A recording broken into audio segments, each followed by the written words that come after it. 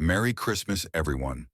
This week we have something special for you, a unique Christmas-themed horror story every single day, paired with a one-of-a-kind Midnight Man song to close each night. If you enjoy what we do, please give this video a like and subscribe to join us for more seasonal chills. Now let's unwrap today's festive nightmare.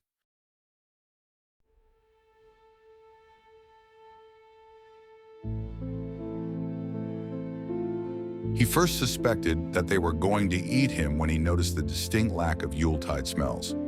It wasn't perhaps a conscious thought, at least not one which had been fully realized. But there was a clear, growing uneasiness within him. Somehow he just knew. Surely if a family invited you for Christmas dinner, the house would be filled with the wonderful aromas associated with that annual feast. Succulent roast turkey, honey-glazed vegetables, perhaps the fumes of mulled wine or a brandy-covered Christmas pudding. But no, all of these were absent. Yet the table was set.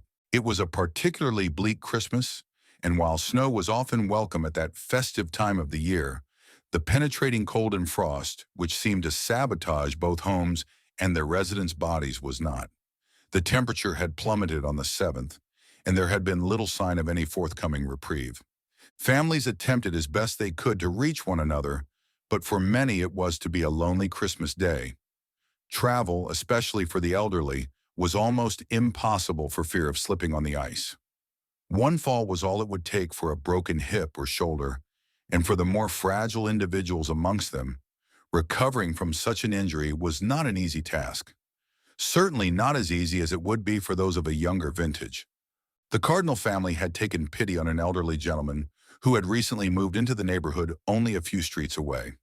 They were of an upstanding stock and took part in a local home help initiative, spending time with the old and vulnerable. Everyone knew and loved them. Timmy was the youngest, a boy of only 5 or 6. He was a child whom all looked upon with great adoration, never complaining, never causing trouble, always adorable. And his 10-year-old sister, Camilla, was equally as admired. They were both a testament to the caring and nurturing parenting skills of Ben and Lucy Cardinal. Each year as the cold winter drew in, the Cardinal family were admired for their dedication and commitment to those around them. Their passion, almost zeal for helping those who were less fortunate. But behind the smiles and the skin-deep facade of that of a loving family lurked a far more sinister purpose. They had a tradition each year, a way to reward themselves for their kindness and generosity, one which stemmed back through many previous generations of the Cardinal family. Each Christmas they would invite a guest for dinner who would be welcomed with open arms into their home, sat down at a beautifully set table, provided with humorous and enjoyable Christmas conversation, and then by the light of the roaring fire, the guest would be stabbed to death and eaten gratefully. They all reveled in the old tradition, with Timmy looking forward to it the most. He had a ferocious appetite and a waistline to match it. But children do get so wrapped up in the anticipation of a family Christmas, and his parents were delighted to see a growing boy fill his belly. Camilla was of a more quiet disposition than her stout little brother, slight of figure with a pallid complexion, which reminded all of her mother, but make no mistake, she adored eating with the family and could render anyone silent with a sharp, cold insult.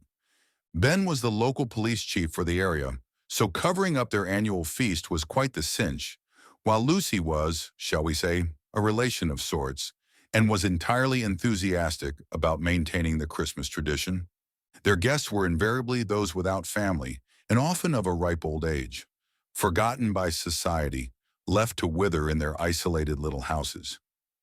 Ben explained to the children yearly that it was almost a kindness to put the victims out of their slowly increasing misery. And besides, when they did eventually die, they would be shoved into a box in the ground or roasted into ashes. What a waste of good meat. This year, Timmy and Camilla were especially excited. It was all their mother could do to calm their nerves, but on that Christmas Eve, it was nearly impossible, for they knew the special treat they were in for the following day. The Cardinals were hosting a most special guest. His name was Sergiu Moraru, and he hailed from Eastern Europe. They had never had foreign meat before, and the very idea of tearing into some delicious exotic muscle and fat made this year feast something to really look forward to. They had met Old Man Moraru just a few weeks earlier when Ben had noticed the unusual name on his home help list. Each year as Christmas approached, the volunteers at the local church would be given names and addresses of pensioners in the area who had no family and would be left quite alone over the holiday season. At that festive time of year, and worried that many of the frailer residents might succumb to the biting cold, church committee members would visit each of these lonely individuals and offer a friendly ear, a helping hand, and often some hearty food to the poorest of those on the list. The names would rarely change, but at least one person on that list would sadly pass away that year. Being an upstanding member of the community and a high-ranking police officer in the area, Ben would often inform the church that one of their flock had sadly passed away, and with no friends or family known, he would concoct a lie, which usually involved a long-lost son or daughter, appearing to take their sadly departed parent somewhere far away to be buried. That, or he would say that they had simply moved, having a bit of a deal with a local estate agent and solicitor's firm to throw the proceeds from any property sales their way. The family were not without influence. It was incredible how little people questioned this, but as the Cardinals ensured that each Christmas meal was not an active member in the church or community, people just assumed that Ben knew best. This year the Cardinals had been hoping to invite Lucy Rindridge around for her Christmas swan song, but unfortunately she had died during the summer. Ben had investigated, and he suspected that an intruder had been inside the house with her at the time of her death, but it seemed as though the causes were natural. No, the family would just have to have someone different for dinner. Then the name appeared on the list. Sergiu Moraru, 86, slight emphysema, no family, knows no one in the area as he has only recently moved here. Perfect. Ben found Mr. Moraru to be an absolute delight. While he was obviously very frail, his mind was still sharp, and he regaled Ben with numerous colorful stories about the old country and the adventures he had while in the full bloom of youth. Of particular interest were his war stories, and Ben was thrilled to know that their main course would be that of an intelligent, well-traveled man. He even looked unlike any of the previous victims. He was quite tall, although slightly hunched with age, and with a long, crooked nose and intense stare. Ben fancied that in his youth, Moraru would have been quite intimidating. His kind smile and obvious, fragile frame, however, left Ben in no doubt that the kids would love him. They enjoyed eating those with character and a gentle disposition. He always enjoyed the meat more if it had a keen mind and was out of the ordinary, as the family religion, one which had managed to stay unseen yet influential throughout the centuries, stated that the eating of another human being would transmit some of its strengths to those whom devoured it. As with many of those who can only look into the past rather than into the future, Sergiu Moraru enjoyed the company greatly and was touched when Ben invited him to sit at his family's Christmas table. The old man was extremely frail and required the assistance of both Ben and Camilla to help him in and out of Ben's car and then into the house. His emphysema was particularly bad that day, as each step was accompanied by the wheezing, fluid-filled sounds of struggling lungs. Each room of the Cardinal home was draped in a multicolored selection of rather crass Christmas decorations, with numerous cards adorning every visible table and mantelpiece showcasing just how popular Ben and his family really were. The table was beautifully laid with a red cotton cloth resting underneath an elegant creme dining set. The old man found that the rest of Ben's family were just as pleasant and congenial as he was. Timmy and Camilla were kind and very well behaved for their age, helping the frail old man to his chair carefully and then waiting on him, topping up his drink as their mother and father busied themselves in the kitchen. Finally, Lucy appeared carrying a huge centerpiece plate. It was unusually large, and as she sat it in the middle of the table, empty and devoid of food, Old Man Moraru caught a look on Lucy's face. It was brief, and he immediately attempted to disregard it as a product of his imagination, but it unsettled him deeply. It was as if a private joke had passed between the eyes of Lucy and her children, a flicker of a grin, and not one of kindness or of Christmas spirit, but rather one resembling that of a conspiratorial bully. as if Sergiu was the unwitting recipient of some unwholesome prank, waiting to be ridiculed. Just as the unease began to diminish, Ben appeared with a large, jagged carving knife and a long, two-pronged fork, which reminded Sergiu more of a butcher's implement than that required to cut a decent-sized turkey, a turkey which became increasingly conspicuous by its absence. There they sat for over an hour, each member of the Cardinal family replenishing the old man's drink with enthusiasm and showing concern for every and each cough or moment of uncomfortable breathing experienced by their guest. But it was a strange concern. There they sat gleefully, asking Moraru questions and then listening to the stories and answers which came about his life, where he had lived, how many battles he had fought in. But the interest and concern seemed to be distant somehow. It was only skin deep. Each time their guest mentioned the old country, those same conspiracy-laden glances were traded across the table, as if excited, not by the content of the stories, but rather by the simple fact that Moraru was a foreigner. The absence of not only food, but that of the mere mention of it was unsettling enough. But what was more perplexing was that Ben repeatedly stole looks towards an antique clock which sat on a mantelpiece above the fire. Looks which were poorly hidden and betrayed their purpose. He was counting down the minutes to some event. While the old man had no idea what that event was, the certainty was apparent that it was not connected to anything cooking in the kitchen oven. Moraru knew that there was simply no food being roasted, grilled, or even cooled on a window ledge nearby. Whatever was being planned, it was not going to involve him eating a Christmas meal. It was Camilla who stopped smiling first at his anecdotes and historical observations. She had ceased listening. No longer was she politely laughing at obvious jokes and the endearing sight of an old man repeating himself through forgetfulness. Camilla was simply staring with those pinpoint, cold, dark eyes, as a snake before a strike. Timmy was next to abandon the act as he began to grin menacingly at Sergiu, as his hands gripped a small serrated steak knife intensely. The most alarming thing was that the focus of Timmy's stare was not the old man's face, but his wrinkled neck. With one last glance at the clock, Ben ceased being the jovial, attentive host and began to run his fingers along the huge carving knife in front of him with a mixture of anger and lust upon his face.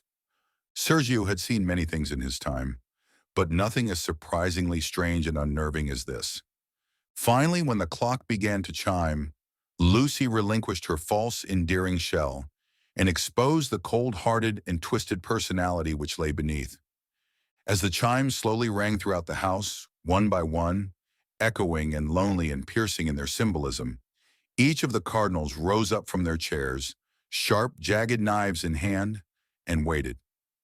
The chime rang once, and they uttered an indecipherable phrase in unison. The chime rang twice, and they increased their cult-like chorus in ferocity and volume. The chime rang 3 times, and then they stopped. All were silent, the house devoid of sound, Christmas spirit, and that of hope. The old man's wheezing grew in intensity as the uniquely bizarre sight of the twisted family about to dine dawned upon Sergiu. The family then quietly and efficiently walked around the dining table and stood motionless, surrounding their guest. Just as the old man was about to inquire what was to become of him, the clock on the mantelpiece burst into life one final time. The chime was different from the others. It was sharper, somehow fouler, and echoed once and once only throughout the Cardinal home. From behind, Lucy slit the old man's throat from ear to ear as Ben thrust his carving knife deep into Sergiu's stomach. Both parents then removed their knives and stood back, watching with pride as Camilla cut and stabbed repeatedly, while Timmy thrust his steak knife in and out of Moraru's legs, neck, and arms. After a few minutes, the frenzy diminished as both children grew tired, and with one last downward thrust, Timmy drove his steak knife so deeply into the old man's hand that it skewered it completely, embedding itself into the table on which the hand rested. The children now ran to their parents' collective embrace. They hugged and rejoiced in what was a fantastic Christmas game, and now could look forward with delight to some succulent exotic meat. Best video game consoles. Arms wrapped around one another, they stared at their victim and began to laugh loudly, commenting on the old fool stories of times gone by, the war, and the old country. As they turned to each other once more, the laughter diminished and they looked into each other's rosy, blood-covered faces and shared a family moment. This had been one of Ben's favorite sacrifices, but the laughter had not completely ceased. One person was still laughing loudly. Confusion turned to abject horror as the bizarre truth revealed itself. It was Mr. Moraru, sitting covered in blood, his head tilted back, and the deep cut in his throat wide open. The dinner guest laughed loud and strong, a laugh which was both young and old. His head arched forward as he pulled Timmy's steak knife out of his hand, dropping it on the floor. Camilla screamed as Lucy hid behind Ben. What they thought to be a corpse now stared at them all, as they had stared at it with a singular purpose. Timmy began to pee himself and cry as two previously retracted fangs cracked through the old man's upper gum, revealing a serrated and terrifying grin. As he rose to his feet, Lucy fainted, and with both hunch and age now gone, the Cardinal's guest loomed tall and dark before them, his eyes piercing, telling tales of countries and decades, and of centuries of existence. Sergiu Moraru ate well that Christmas.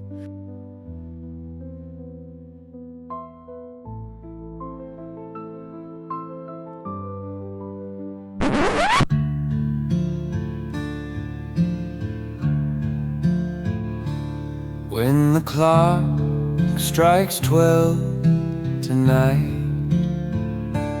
in the moon's soft silver light, the midnight man comes out to play with stories that turn night to day. In his cloak so dark and deep, he whispers tales that make you weep.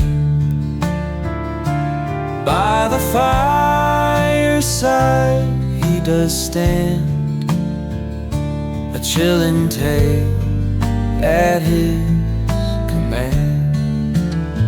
Oh, the midnight man, oh, can't you see?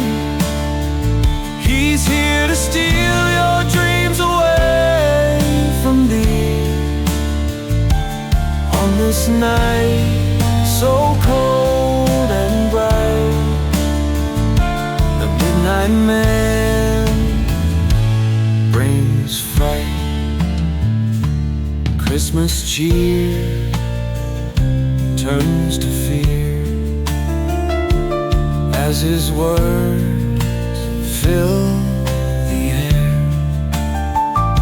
Mirth and joy disappear, while souls drift without a care. He speaks of ghosts and haunted halls, of shadows that creep and crawl. With every word hearts beat fast, as peace and slumber can't last. Oh, the midnight man, oh, can't you see? He's here to steal your dreams away from thee. On this night so cold and bright, the midnight man